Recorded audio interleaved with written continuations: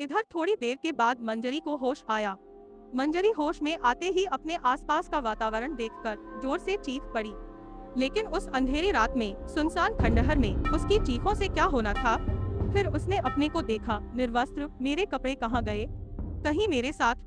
उसने अपने जिस्म पर हाथ रखा, कुछ टटोलने की कोशिश की, लेकिन वैसा कुछ भी आभास नहीं था जैसा आमतौर पर स्त्री पुरुष संबंधों के बाद होता है।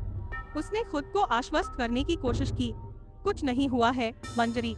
मगर जब उसने कमरे के छोर पर बैठे बाबा मलंगनाथ को देखा तो उसकी आत्मा तक कांप गई। उसे लगने लगा, इसी भयानक आदमी ने मुझे नंगा किया है। इसकी सूरत देखकर ही यह खतरनाक लग रहा है।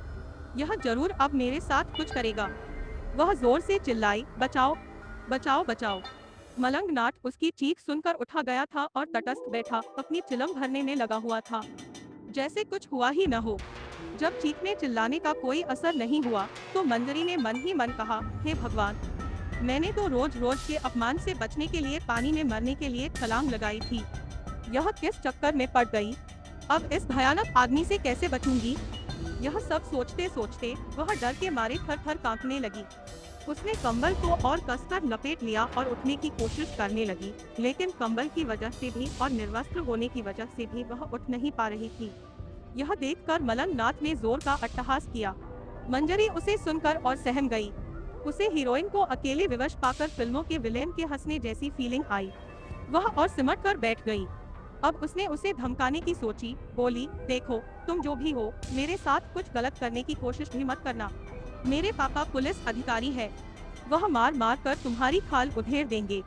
और भी न जाने क्या क्या जो भी उसके मुंह में आ रहा था वह सब उसने बक डाला। आमतौर पर कोई भी इन सारी बातों को सुनकर डर जाता या फिर कम से कम थोड़ा सा विचलित तो अवश्य होता, लेकिन बाबा मलंगनाथ के चेहरे पर तो जैसे कोई भाव ही नहीं था। यह देख मंजरी विचलित हुई। अब उसे और डर लगने लगा। बाबा ने आराम से अपनी चिलम भरी, उसके कोने पर आग लगाई और एक लंबा कश अंदर की ओर खींचा। चिलम की नोक में आग सुलग उठी और धुआं तेजी से उसके फेफड़ों में उतरता चला गया। 2-3 कश लगाने के बाद बाबा ने चिलम को एक तरफ फेंका। उसकी गोल गोल आंखें लाल सुर्ख हो चुकी थीं और अब और भी ज्यादा डरावनी लग रही थी। वह वहीं बैठे बैठे कुछ देर उसकी ओर देखता रहा, फिर उसे आश्वस्त किया, लड़की, तू चिंता मत कर, मैं तुझे कुछ नहीं करूँगा। तू बेहोश थी, अगर गलत करना होता तो सब कर सकता था। मैंने कुछ नहीं किया, सिर्फ तेरे कपड़े गीले थे, इसलिए निकाल कर सूखने डाले हैं। उनके बिना तू वापस कैसे जाएगी? बाबा आगे बोला, तूने कल नदी में छलांग लगाई थी, मैं तुझे बचाकर यहाँ लेकर आया हूँ। तू डर मत, बता क्या हुआ था? ऐसी क्या बात हो गई तेरे साथ जिसके लिए तू भरी जवानी में मरने के लिए निकल पड़ी? उस वीरान खंडहर के टूटे फूटे से कमरे में फैले हुए अंधेरे में उस भयानक आकार वाले अघोरी के मुंह से सिंह गर्जना जैसी निकलती हुई आवाज को सुनकर मंजरी की आत्मा कांप रही थी। वह अपने स्थान पर बैठकर डर और ठंड दोनों की वजह से कांप रही थी। उसकी हालत ऐसी हो गई कि उसके मुंह से आवाज भी नहीं निकली। यह देखकर अघोरी ने लगभग बुझ चुकी लकड़ियों में कुछ और लकड़ियां डाली और फूंक मारी। वे भभक कर जलने लगी। कमरे में थोड़ी गर्मी बढ़ी। मंजरी की कंपकंपी थोड़ी कम हुई। बाबा को देख मंजरी को थोड़ा आश्चर्य हुआ। इतनी ठंडी में नंगे बदन केवल एक छोटी सी लुंगी पहने वह आराम से बैठा हुआ है, क्या इसे ठंड नहीं लगती? उसके मन में स्वाभाविक संशय उपजा। उसे तो अब भी ठंड लग रही थी। बाबा ने उसकी हालत देख हवा में हाथ घुमाया और उसके हाथ में एक केतली और 2 गिलास आ गए। केतली की चोंच से भाप निकल रही थी। अब मंजरी आंखें फाड़ फाड़ कर देख रही थी। हवा में से केतली और गिलास, वह भी गरम गरम चाय के साथ। यह कैसे संभव है? वह आश्चर्यचकित थी। यह आदमी तो जादूगर है।